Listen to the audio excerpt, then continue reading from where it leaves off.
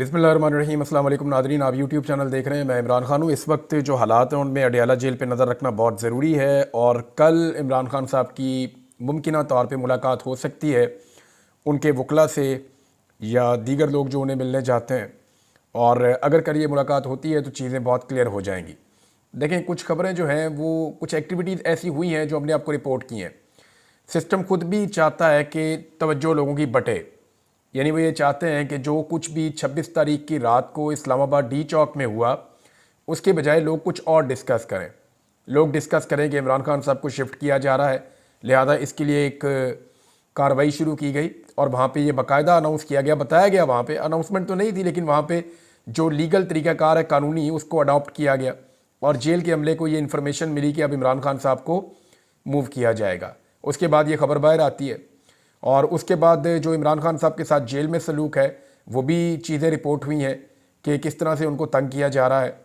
अब इससे तवज्जो बटाना भी बाज़ औक़ात मकसद होता है, यानी कभी गवर्नर राज की बात कर दी, कभी कोई और। लेकिन आज की मैं आपको खबर दे देता हूँ जो आज अडयाला जेल में हुआ।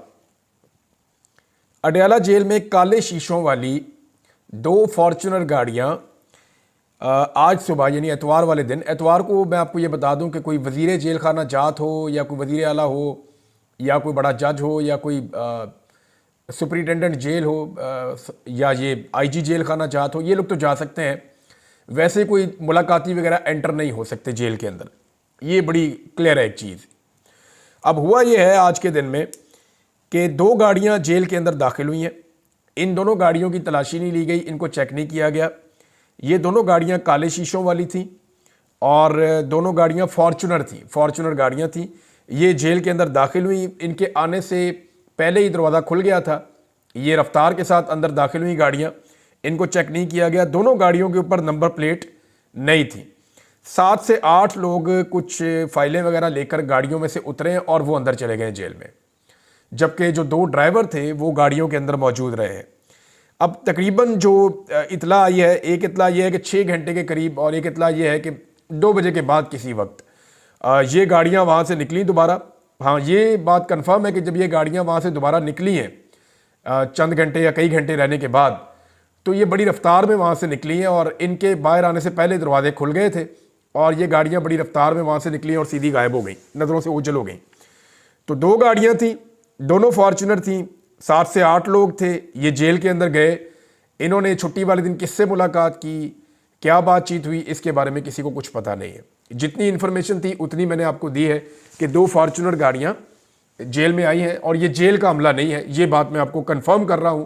और ना ये SOP फॉलो किए गए हैं जिन SOPs के साथ कोई जेल में दाखिल होता है। बहरहाल ये गाड़ियाँ आई, 7-8 लोग थे, ये अंदर गए, ये किसी को मिले या इन्होंने कोई कार्रवाई की, उसके बाद ये निकले और वापस चले गए। एक खबर और है जेल के हवाले से। जेल में एक नया SOP बनाया गया है कि इमरान खान साहब के ऊपर जिन ऑफिसर्स की ड्यूटी है उसमें असिस्टेंट सुपरिटेंडेंट भी है और डिप्टी सुपरिटेंडेंट भी है, जबकि 4 के करीब मुलाजिम भी हैं। अब ये जिन लोगों की ड्यूटी इमरान खान साहब के ऊपर है, नंबर 1 आधा ऊपर नीचे हो सकता है, इन लोगों के बारे में एक हुक्म जारी किया गया है कि 15 दिन तक ये लोग जेल से बाहर नहीं जाएंगे। यानी ये क्लियर कर दिया गया है कि जब तक इनकी ड्यूटी इमरान खान साहब के मामलात पे है तो 15 दिन तक ये लोग जेल से बाहर नहीं जाएंगे। जेल के अंदर ही एक बैरक का एक जगह है, उसको खाली करवा के इनकी चारपाइयाँ और बिस्तर लगवा दिए गए हैं कि जनाब आपने जेल के अंदर रेस्ट करना है। जेल के अंदर आपको पता है कि जैमर्स वगैरह चल रहे होते हैं, वहाँ से बाहर राब्ता भी नहीं कर सकते, सिर्फ इसलिए कि इमरान खान की कोई मालूमात बाहर ना आए। लिहाजा इन लोगों को बाउंड किया गया है कि ये 15 दिन जेल के अंदर रहेंगे मुबैना तौर पर, क्योंकि मुझे ये इतला मेरे एक सोर्स ने दी है तो मैंने ये आप तक पहुँचा दी है। अब नाज़रीन, वजारत दाखिला ने एक स्टेटमेंट बाकायदा पूरा दे दिया है इस मामले पे जो डी चौक में हुआ। उनका स्टेटमेंट कितना सच है और वो स्टेटमेंट के अंदर क्या कर रहे हैं और आने वाले वक्त में क्या करने जा रहे हैं, उस स्टेटमेंट से सारा अंदाजा हो जाता है। लेकिन एक चीज़ बड़ी क्लियर है कि इमरान खान साहब ने इसको फाइनल कॉल का नाम दिया था। फाइनल कॉल का नाम सुन के पूरी रियासत जो है उसको लगा कि इसको पूरी ताकत से कुचल दिया जाए तो दोबारा पाकिस्तान तहरीक इंसाफ की कमर सीधी नहीं होगी। और इसी बात को ज़हन में रखते हुए उन्होंने 26 तारीख को बदतरीन टॉर्चर किया, गोलियां चलाई और रियल बुलेट्स लोगों को लगी हैं। अब पूरा जुल्म करके भी देख लिया लेकिन मकासद हासिल नहीं हुए। ग्राउंड से जो रिपोर्ट्स आ रही हैं वो ये है कि पाकिस्तान के लोग ज़्यादा ताकत से इमरान खान के साथ खड़े हैं, वो इमरान खान को अब ज़्यादा पसंद कर रहे हैं और वो इसको एक ज़्यादती के तौर पे, एक जुल्म के तौर पे देख रहे हैं। ख़ासतौर पे जो अली अमीन गंडापुर साहब ने स्टेटमेंट दिया और जो खैबर पख्तूनख्वा से जो रहनुमा है पाकिस्तान तहरीक इंसाफ के, इवन बहुत सारे पंजाब से भी उनके जो स्टेटमेंट्स आए हैं उसके बाद उसमें कहीं वो शिकस्त खोरदा नज़र नहीं आ रहे। वो ये कह रहे हैं कि हमें हिकमत अमली के तहत बुशरा बीबी को वहाँ से निकालना पड़ा, ख़ुद भी वहाँ से निकलना पड़ा, तो एक बड़ी मुश्किल सूरत हाल थी हमारे लिए और हमारे कारकुनों के लिए, क्योंकि हम में से कोई भी ये तवक्को नहीं कर रहा था कि हमारे ऊपर गोलियाँ बरसा दी जाएगी। हमें इस बात का आइडिया था कि डंडे पड़ेंगे, इस बात का भी आइडिया था गिरफ्तारियाँ हो सकती हैं, ये भी हमें आइडिया था कि टॉर्चर, रबड़ बुलेट्स और आंसू गैस की शेलिंग, इन तमाम चीज़ों के लिए हम ज़हनी तौर पर तैयार होकर गए थे। लेकिन हमें यह नहीं पता था कि हमें असली गोलियां जो बॉर्डर पे चलती हैं या जो दहशतगर्दों के खिलाफ इस्तेमाल होती हैं या जराइम पेशा अफराद के खिलाफ इस्तेमाल होती हैं, वो गोलियां हमारे ऊपर चला दी जाएंगी। उसके बाद जो स्टेटमेंट दिए पाकिस्तान तहरीक इंसाफ में, उसमें वो डरे हुए नहीं लगे। और जो जख्मी लोग हैं, जब उनके आगे माइक किया जाता है, वो कहते हैं जी हम दोबारा इमरान खान के लिए जाने के लिए तैयार हैं। यानी हमने गोलियां ज़रूर खाई हैं, हम ज़रूर जख्मी हुए हैं, लेकिन हम दोबारा इमरान खान के लिए कुर्बानी देने के लिए तैयार हैं। तो ये जो कुछ भी हुआ, इसके बाद जो एक मकसद था कि पाकिस्तान तहरीक इंसाफ को पूरी तरह ऐसा क्रश किया जाए कि दोबारा ये कभी ना आए, क्योंकि देखिए PMLN या पीपल्स पार्टी अगर ये चैलेंज करती है कि दोबारा आकर दिखाओ, तो उन्हें वो अपनी पार्टी के हिसाब से इसका एस्टीमेट करते हैं। उन्हें ये लगता है कि अगर हमारी पार्टी को इतनी मार पड़ती तो कभी दोबारा ना आती। वैसे आपकी पार्टी इतना मार खाती भी ना नवाज शरीफ के लिए या जरदारी के लिए, इस वक्त वो बेनज़ीर भुट्टो थी जिसके लिए लोग मार खा लेते थे। नवाज शरीफ साहब ने तो अपनी इज्जत खुद खराब कर ली है, बार बार डीलें कर करके लोगों को इनकलाब पे लगा के मियाँ साहब डील कर लेते हैं हर दफ़ा। कभी इनके प्लेटलेट्स कम हो जाते हैं, कभी इनको जेल के मच्छर तंग करते हैं, हमेशा ये डील करके पाकिस्तान से बाहर भाग जाते हैं। आज एक ऐसा आदमी है जिसके साथ अवाम खड़ी है जो डील नहीं कर रहा और किसी किस्म का कंप्रोमाइज़ नहीं कर रहा। तहरीक इंसाफ के लोगों ने और अली अमीन गंडापुर ने, बाकी लोगों ने एक सवाल उठाया। उन्होंने कहा जी आइंदा अगर हम पुरअमन एहतजाज के लिए आना चाहें तो अपने साथ हम क्या लेकर आएँ अपनी हिफाजत के लिए। यानी इससे पहले तो वो अपने साथ झंडे लेके आते हैं, उनके डंडे, इसके अलावा वो पत्थर मार देते हैं, इसके अलावा वो गुलेलें उनके पास देखिए बाज़-औक़ात, इसके अलावा पाकिस्तान तहरीक इंसाफ के लोग जो हैं वो मास्क पहन के आते हैं, नमक लेकर आते हैं, पानी लेकर आते हैं, ये चीज़ें लेकर आते हैं आंसू गैस की शेलिंग से और टॉर्चर से बचने के लिए। अब इस मरतबा जब वो आए तो वो अपने साथ क्या लेकर आए, उन्होंने ये सवाल पूछा है। और अली अमीन गंडापुर ने तो कहा कि देखें जी गोली चलती है तो फिर हम क्या करें, फिर इसके बाद हम फिर गोली चलाएं हम भी। तो इस तरह की बातें जब पाकिस्तान तहरीक इंसाफ के लोगों ने की, इसका मतलब है वो डरे हुए नहीं हैं, वो निज़ाम को ये बता रहे हैं कि वो पीछे हटने के लिए तैयार नहीं है। अच्छा, एक और जो है वो एक खबर, और शुदनी में इसको कहूँगा, एक छोड़ी गई है और एक खबर अब दोबारा फैलाई गई है और ये हर तरफ चली है खबर। उसमें कहा गया कि जनाब इमरान खान साहब के तो एस्टेब्लिशमेंट के साथ मुज़ाकरात हो रहे थे पार्टी के, और पार्टी और एस्टेब्लिशमेंट आपस में एंगेज हो चुके थे, और जनाब बीच में जो है ना वो इमरान खान साहब ने 24 नवंबर की कॉल दे के और डी चौक जाने का सारा मामला करके ख़राब कर दिया। और बीच में भी मामला ठीक होने लगा था, लेकिन ये डी चौक जाने की जिद ने सारा मामला खराब कर दिया। तो मैं आपको फैक्ट बता देता हूं। ये बात है 25 मई 2022 की, जब इमरान खान साहब ने कॉल दी थी इस्लामाबाद डी चौक आने की। तो उस वक्त इमरान खान साहब को तब भी ये कहा गया था कि अगर आप ना आते ना तो आपको इलेक्शन मिल जाता। हालांकि उसके बाद भी इलेक्शन नहीं मिला। फिर यही बातें जो है वो 2022 में इमरान खान साहब ने अक्टूबर और नवंबर में जो लॉन्ग मार्च किया उसमें भी कही गई कि अगर इमरान खान साहब ना आते तो इलेक्शन मिल जाता। हालांकि इलेक्शन देने का किसी का कोई इरादा नहीं था। 9 मई के बाद भी इसी तरह की बातें की गई कि जनाब ये तो इलेक्शन आने वाला था, ये तो इन्होंने गलत कर दिया। और उसके बाद जो है वो अब दोबारा वही बातें की जा रही हैं कि जनाब हम तो इमरान खान साहब के साथ बात करने को तैयार थे, तो इन्होंने एहतजाज का रास्ता इख्तियार कर लिया। तो मैं आपको क्लियर कर देता हूं कि इमरान खान साहब को ये निज़ाम कभी भी बाहर नहीं आने देगा अगर इमरान खान साहब डील नहीं करेंगे तो। ये मैं आपको क्लियर इसलिए कर रहा हूं, इस जुमले को दूसरे जुमले के साथ मिलाकर देखिएगा। ये अकेला जुमला आपको बहुत अजीब लगेगा, हो सकता है कोई जो है वो एडिट करके इसको लगा भी दे, बहुत ही बेशर्म लोग भी हैं। लेकिन मैं आपको ये बता देता हूं कि वो इसलिए कि ये सिस्टम इमरान खान को अपने लिए खतरा समझता है। उन्हें लगता है कि इमरान खान आकर सिस्टम को ऐसा बदल देगा या सिस्टम के लिए ऐसा चैलेंज बन देगा कि जितने भी लोग सिस्टम के बेनिफिशरी हैं वो सारे मुतासर हो जाएंगे। लिहाजा वो चाहते हैं कि इमरान खान उनके तरीके से बाहर आए, अपने आप को तब्दील कर दे। लेकिन इमरान खान साहब ने अपने आप को तब्दील करने से इनकार कर दिया है। अब इमरान खान साहब बाहर कैसे आएंगे? तो उसका जो सादा जवाब है वो ये है कि अंदरूनी और बैरूनी दबाव के नतीजे में ही इमरान खान साहब अब बाहर आ सकते हैं। अब जो कुछ भी नाज़रीन खबरें आपको मिल रही है ना, इनमें ज़्यादातर खबरें वो हैं जो 26 नवंबर को जो कुछ भी इस्लामाबाद में हुआ उस पर पर्दा डालने की कोशिशें हैं। नंबर 1, कभी कहा जाता है जी गवर्नर राज लगा दिया जाएगा ताकि सबकी तवज्जो उधर हो जाए। कभी कहा जाता है जी पाकिस्तान तहरीक इंसाफ पर पाबंदी लगा दी जाएगी ताकि सबकी तवज्जो उधर हो जाए। भाई गवर्नर राज लगाना है तो कौन से अली अमीन गंडापुर के पास बहुत ज़्यादा इख्तियारात हैं, बहुत ही थोड़े से इख्तियारात हैं, वो भी ले लें, फ़र्क कोई नहीं पड़ता। दूसरा, पाकिस्तान तहरीक इंसाफ पर पाबंदी लगा दें। पहले कौन सा पाकिस्तान तहरीक इंसाफ आज़ाद फिर रही है, या वो इलेक्शन लड़ रही है, या उनके पास उनका बल्ले का निशान है, पाबंदी तो उन पर वैसे ही है। तीसरा, इमरान खान साहब को जी शिफ्ट किया जाएगा एक और जगह पे, इससे ज़्यादा सख्ती क्या की जाएगी? छोटे से सेल में इमरान खान को रखा हुआ है, लोगों से मिलने की उनको इजाज़त नहीं मिलती, अपनी मर्जी से वो मुलाकातें नहीं कर सकते, जब दिल करता है उनकी लाइट बंद कर देते हैं, उनको अजियत देते हैं, उनकी सर्दी के अंदर शीटें तक फाड़ दी हैं। जब ये सारी चीज़ें इमरान खान के साथ यहाँ हो रही हैं तो कहीं और शिफ्ट करके क्या हो जाएगा, और इसका इम्पैक्ट इंटरनेशनली बहुत बड़ा आएगा। ये सब कुछ इसलिए किया जाता है ताकि पाकिस्तान तहरीक इंसाफ के लोगों की तवज्जो हट जाए और लोग इसके ऊपर ज़्यादा बात करें। 26 नवंबर की रात को जो कुछ भी हुआ उससे जान छूट जाए। अब देखें ना, गवर्नर राज की बात करते हैं। 1999 में पाकिस्तान मुस्लिम लीग नून ने ये प्लान किया था और सिंध के अंदर इसको अप्लाई करके देखा था। उसका ये इंपैक्ट आया कि आज तक नून लीग सिंध के अंदर खड़ी नहीं हो सकी दोबारा। पीपल्स पार्टी ने 2009 में करके देखा था, पंजाब में गवर्नर राज लगा के, सलमान तासीर साहब थे गवर्नर। आज तक पीपल्स पार्टी पंजाब में दोबारा खड़ी नहीं हो सकी। तो खैबर पख्तूनख्वा में तो ये दोनों की अभी भी 10% से कम नुमाइंदगी है। ये दोनों जमातें मिलकर वहां 10% भी नहीं है।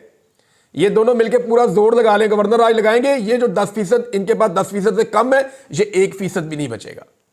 ये बिल्कुल ही बर्बाद हो जाएंगे। गवर्नर रूल एक ऐसी चीज है, जिस हुकूमत ने जिस सूबे में लगाया उस हुकूमत का उस सूबे में सफाया, और ये माजी की एक मिसाल है। ये शाहिद खाकान अब्बासी साहब ने कहा कि हम अगर ना लगाते गवर्नर राज सिंध के अंदर 90s में, तो PMLN सिंध के अंदर ऊपर जा रही थी, लेकिन जैसे ही गवर्नर राज लगाया उसके बाद से लेकर आज तक हम खड़े नहीं हो सके। पीपल्स पार्टी जो है उसके बगैर पंजाब में हुकूमत नहीं बन रही थी। नून लीग की बड़ी तगड़ी पार्टी थी पीपल्स पार्टी पंजाब में, सेंट्रल पंजाब से जीतती थी, अपर पंजाब से जीतती थी, जुनूबी पंजाब से जीतती थी। लेकिन फिर पीपल्स पार्टी ने यहां पे गवर्नर राज लगाया, उसके बाद से लेकर अब तक पीपल्स पार्टी के पल्ले कख नहीं है यहां पे। तो ये तो शाहिद खाकान अब्बासी साहब ने भी इसकी गवाही दी है। अब जरा नाज़रीन स्टेटमेंट आप देख लें, वज़ारत दाखिला का जो स्टेटमेंट है वो बहुत इंपॉर्टेंट है और उससे बात आगे बढ़ेगी। पहले तो वज़ारत दाखिला ने कहा कि PTI की जो सोशल मीडिया मुहिम है पाकिस्तान में इंतशार, बदअमनी और तफरकाबाजी को फ़रोग दे रही है। मैंने आपको पहले कहा कि सोशल मीडिया और ओवरसीज़ पाकिस्तानी, ये दो चीज़ें बहुत बड़ी प्रॉब्लम है मौजूदा रजीम के लिए कि ये इनसे कंट्रोल नहीं हो रहे। अंदरूने और बैरूने मुल्क ऐसे अनासर का मुतल्लका कवानीन के तहत एहतसाब किया जाएगा। पुरअमन मुजाहिरीन से 18 खुदकार हथियारों समेत 39 मौलिक हथियार बरामद हुए हैं, पकड़े गए हैं। शरपसंदों में 3 दर्जन से जायद गैर मुल्की उजरती शामिल है। जितना इंटरनेशनल मीडिया था उन सारों ने यह कन्फर्म किया कि किसी के पास हथियार नहीं था। इवन अली अमीन गंडापुर के साथ जो सिक्योरिटी थी उनको भी हथियार कैरी करने की, साथ हाथ में रखने की इजाज़त नहीं थी। अब पता नहीं इन्होंने ये हथियार कहाँ से पकड़े हैं, वो मैं आपको बता देता हूँ। इस्लामाबाद में बड़े लंबे अरसे से क्रैकडाउन चल रहा है, अफगानियों के ऊपर क्रैकडाउन चल रहा है। अफगानी आपको पता है रहते हैं वहाँ पे, कुछ अफगानी गिरफ्तार किए गए हैं, कुछ दूसरे लोग गिरफ्तार किए गए हैं, कुछ जराइम पेशा लोग पहले जो गिरफ्तार किए गए थे वो सारा कुछ अब पाकिस्तान तहरीक इंसाफ के खाते में डाला जा रहा है। यानी हर गिरफ्तारी, हर चीज़ को लाके तहरीक इंसाफ के खाते के अंदर फिट किया जा रहा है। उन्होंने कहा जी वज़ीर आला खैबर पख्तूनख्वा ने सूबाई असम्बली को इदारों के खिलाफ बेबुनियाद इश्तियाल अंगेज बयानात के लिए इस्तेमाल किया है। वो जो कुछ उनके साथ हुआ, उन्होंने रोना पिटना किया अपनी खैबर पख्तूनख्वा की असम्बली में, ये उसके ऊपर जनाब स्टेटमेंट है। फिर उन्होंने कहा जी हमने मुजाहिरीन को कहा था कि आप संगजानी में आ जाएं और वहाँ पे आके आप कर लें, लेकिन उन्होंने हमारी बात नहीं मानी और इस्लामाबाद के रेड जोन में दाखिल होकर कानून की खिलाफ वर्जी की है। फिर साथ ये कहा कि सख्त गिर 1500 शरपसंद बराह रास्त मफरूर इश्तिहारी मुराद सईद के मातहत सरगर्म थे। ये अब आप ध्यान में रखें कि मुराद सईद का नाम यहाँ पे आ गया, हालांकि इस एहतजाज में कहीं पे भी मुराद सईद नजर नहीं आए। दूसरा, एक और इन्होंने बात जो है वो क्लेम किया कि जो लॉ इन्फोर्समेंट हैं उन्होंने, वो ये कह रहे हैं कि किसी किस्म का गन इस्तेमाल नहीं की, जो रियल बुलेट है उसको यूज नहीं किया। वो आगे चल के मैं आपको बताता हूं। लेकिन वो कह रहे हैं जी मुजाहिरीन जो हैं उनके पास बहुत सारा असला था और उन्होंने गोलियां भी चलाई, आंसू गैस भी चलाई और कीलों वाली लाठियों का भी इन्होंने इस्तेमाल किया। और उनका क्लेम है जी पुलिस वाले जख्मी हुए। लेकिन जो अस्पतालों से रिपोर्ट आई है, इंटरनेशनल मीडिया ने रिपोर्ट किया, उनके मुताबिक 4 पुलिस वाले जख्मी होकर आए थे जो ठीक होकर वापस चले गए, एक भी रेंजर वाला जख्मी होकर नहीं आया। अच्छा, ये कह रहे हैं जी 1500 शरपसंद बराह रास्त मफरूर इश्तिहारी मुराद सईद के मातहत काम कर रहे थे। मुराद सईद खुद भी हमरा था और इस ग्रोह ने अस्करियत पसंदाना हिकमत अमली का इस्तेमाल करते हुए कानून नाफिज करने वाले एहलकारों पर हमला किया। ये अपनी FIR या अपना सारा जो मामला है उसको खुद ही मशकूक बना रहे हैं। मुराद सईद पाकिस्तान तहरीक इंसाफ में एक मकबूल तरीन आदमी है, यानी उसकी मकबूलियत किसी तौर भी वज़ीर आला खैबर पख्तूनख्वा से कम नहीं है। मुराद सईद की सब लोग जानते हैं, ढकी चुपी बात नहीं है। अगर मुराद सईद साथ होता तो उसकी हज़ारों नहीं लाखों वीडियोज़ अब तक आ चुकी होती। मुराद सईद तो साथ था ही नहीं, अगर वो साथ होता तो उसकी बेशुमार वीडियोज़ आ जाती। अब वज़ीर इत्तलाआत ने यह क्लेम किया है कि मुराद सईद जो है वो CM हाउस में है पेशावर में, उन्होंने वहाँ पनाह दी हुई है। तो अगर वो CM हाउस पेशावर में है और वहाँ पनाह दी हुई है तो ज़रूर कार्रवाई करनी चाहिए, जाके वहाँ छापा मारे, वहाँ से मुराद सईद को बरामद करें। और दूसरी बात यह, इसका सबूत क्या है अता तारड़ के पास, क्योंकि वो तो हर चीज़ का सबूत मांगते हैं ना, वीडियो प्रूफ। वो ये कहते हैं जी गोली चलते हुए भी वीडियो दिखाओ, गोली गुजरते हुए भी वीडियो दिखाओ, गोली लगते हुए भी वीडियो दिखाओ, बंदा जख्मी हुआ है, वो जगह पूरा, वो हॉलीवुड की फिल्म नहीं बन रही है तारड़ साहब, ये रियल बुलेट्स चल रही हैं, यहाँ बंदे मर रहे हैं, बंदे जख्मी हो रहे हैं, यहाँ फिल्म साजी नहीं हो रही।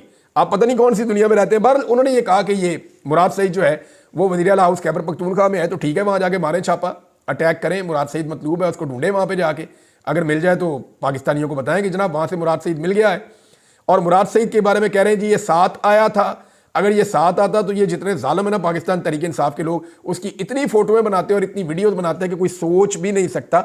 मेरा नहीं ख्याल कि मुराद सईद आया था, क्योंकि मुराद सईद को जो है वो सख्ती से मना किया गया, उसको ये कहा गया कि आपने सामने नहीं आना, आपकी जान को खतरा है। वो पॉलिटिकल आदमी है। अब उसके मामलात ये हैं कि मुराद सईद हो गया, मैंने पहले भी आपको बताया था कि मुराद सईद के बारे में, कासिम सूरी के बारे में, और एक अटक से हैं जुल्फी बुखारी, उनके बारे में ये है कि उनका सामने आना मुश्किल है इन हालात में। और भी कुछ लोग हैं, लेकिन ये 3 लोग मैंने आपको पहले भी बताए थे। अब आप एक और चीज़ देखें कि गुज़िश्ता चंद दिनों में जितने बंदे पकड़े गए ना, वो सारे के सारे पाकिस्तान तहरीक इंसाफ के खाते में, और हथियार किसी मीडिया को, किसी बंदे को नजर नहीं आए चलाते हुए, लेकिन हुकूमत ने हथियार भी बरामद कर लिया। वो पता नहीं कहाँ से बरामद किए, इसके बारे में कोई आइडिया नहीं है।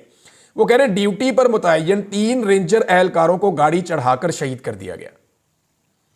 अब ये भी इल्ज़ाम पाकिस्तान तहरीक इंसाफ पे लगाया गया। इब्तदाई तहकीकात के मुताबिक अब तक जो सामने आया उसमें यह है कि ये एक नौजवान था जिसका ताल्लुक जो है वो नॉर्मली पाकिस्तान पीपल्स पार्टी से बताया जाता है, शायद खकान अब्बासी साहब की भी जानने वाली वो फैमिली है, और इनका रैली से या कोई ताल्लुक पाकिस्तान तहरीक इंसाफ से नहीं था। और उसका जो इब्तदाई बयान है वो ये है कि उसको पता नहीं चला, वो देख नहीं पाया एहलकारों को, और उसकी तेज़ रफ्तार गाड़ी के साथ 3 रेंजर एहलकार जो हैं वो शहीद हुए थे। अब ये मामला वजारत दाखिला अभी भी यहाँ पे इसी खाते में डाल रही है, और साथ उन्होंने ये कहा कि आइन के आर्टिकल 245 के तहत इस्लामाबाद में पाक फौज को तैनात किया गया। और साथ उन्होंने ये कहा कि जी इसका मकसद ये था कि हिफाजत की जाए, और उन्होंने कहा पाक फौज का पुरतशद्दुद हुजूम से बराह रास्त कोई टकराव नहीं हुआ, और किसी किस्म की लाइव एमुनिशन का इस्तेमाल, रियल बुलेट जो है उसका इस्तेमाल नहीं किया गया। लेकिन अस्पताल की रिपोर्ट है बुलेट इंजरीज की, और बहुत सारे लोगों को गोलियां लगी हैं। अब ये सारी गोलियां जो हैं ये डाल दी हैं पाकिस्तान तहरीक इंसाफ पे कि जी तहरीक इंसाफ के बंदों के पास हथियार थे, वो गोलियां चला रहे थे धड़ाधड़, और उन्होंने गोलियां चलाई और वो अपने ही बंदों को गोलियां लगी, उसी से बंदे जो हैं वो शहीद हुए, और उसी से जो है बंदे जख्मी हुए। जो 100 से ज़्यादा जख्मी है वो पाकिस्तान तहरीक इंसाफ की अपनी फायरिंग का नतीजा है, और ये जो बंदे जाँ भक हुए हैं ये भी पाकिस्तान तहरीक इंसाफ की अपनी फायरिंग का नतीजा है। अब ये इसके ऊपर ये बयानिया आ गया। तो अगर ये हुआ है तो फिर तो हुकूमत के लिए बड़ा आसान था। हुकूमत तमाम लाशों का पोस्टमार्टम करती, एक एक गोली कलेक्ट करती, एक एक जख्मी का बयान लेती, एक एक जख्मी से गोली कलेक्ट करती, उसके जिस्म से निकालती, फोरेंसिक ऑडिट करती, हथियार जो कब्जे में लिए उनके साथ गोलियों को मैच करते, वहां से खोखे इकट्ठे करते, जाए वकुआ को महफूज करते धोने की बजाय, और पाकिस्तान तहरीक इंसाफ को फिक्स कर देते। लेकिन हुकूमत ने ऐसा कुछ नहीं किया, क्योंकि वो गोली मुजाहिरीन ने नहीं चलाई थी। सारे आईनी शाहिदीन यही कह रहे हैं, यानी जितने लोगों को गोली लगी है वो सारे कह रहे हैं हमें गोली रियासत ने मारी है। जितने लोग जख्मी हुए सारे कह रहे हैं हमें रियासत ने गोली मारी है। जितने ऐनी शाहिदीन हैं या जर्नलिस्ट हैं वो सारे यही कह रहे हैं कि गोली भाई उधर से चल रही थी, रियासती इदारे गोली चला रहे थे, पुलिस रेंजर्स गोली चला रही थी, हमें गोली स्नाइपर ने मारी है, वहां जो मौजूद थी लॉ इन्फोर्समेंट उन्होंने गोली मारी है, आम आदमी ने हमारे ऊपर गोली नहीं चलाई है।